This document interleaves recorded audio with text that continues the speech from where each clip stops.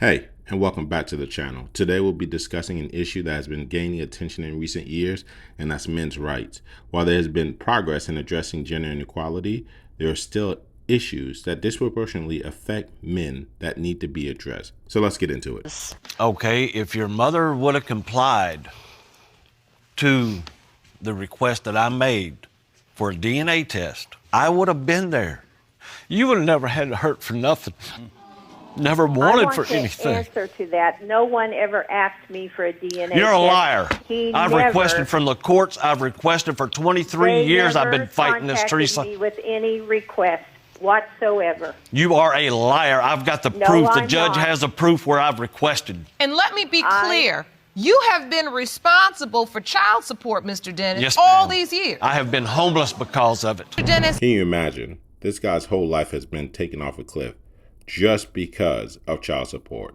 This is why men's rights are so important. You say you have been denied by courts the DNA test that you've needed. Yes, ma'am, for 23 something years. Yes, ma'am. You have been homeless. I have been homeless because I can't pay child rent, support. pay my bills because my checks have been garnished.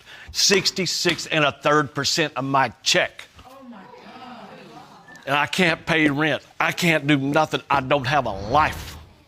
And I have got the proof of my rares what I'm back owed.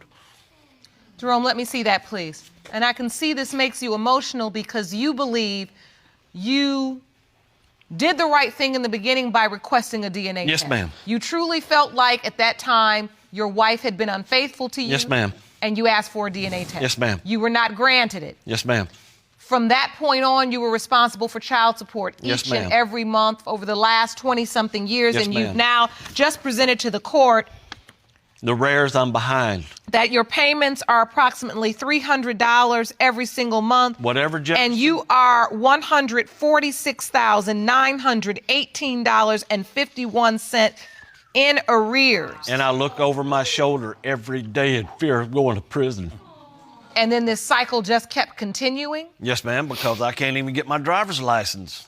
The reason I haven't been there is because I don't believe she is my child. Her mother had denied me a DNA test, so why would I believe the child's mine? Why would I want to get involved with the child and come to find out years later that the child's not mine anyway? Because if your wife had gotten pregnant by you and it was your child, but you were confused or doubtful, what's the point? Let me just prove them wrong and let's have this DNA test so you can be quiet.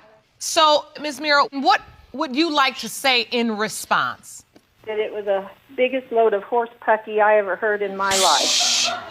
Never asked for a DNA test. You are a liar. I sent them pictures for 2 years after she was born. What pictures? And they never even acknowledged them. Who did you send pictures to?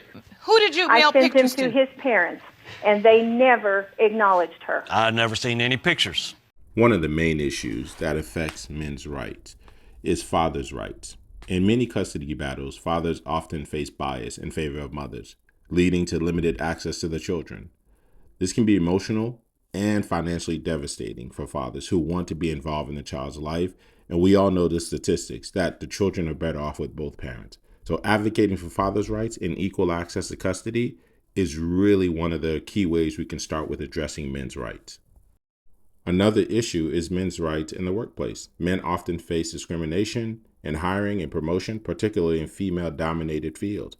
This can lead to issues in unequal pay for equal work, a problem that affects men as well as women. Advocating for gender equality in the workplace can help address that for men and women by just bringing everyone to the same point for the amount of work that they do. Mental health issues are at an all-time high for men. One of the issues that impacts mental health is the pressure to conform to traditional masculine roles.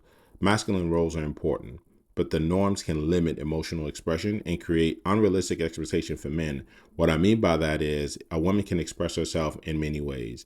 If a man cries or shows any level of weakness, he's seen as being domicile or less than a man. And so these traditional gender roles are super important for us to function, but at the same time, men cannot express their vulnerabilities like women can. To conclude, men's health is an important issue that needs more attention and support. By promoting awareness and encouraging men to seek help, we can break down the stigma and the norms that exist today and make men better. That's ultimately our goal. We want to man up. We want men to get better.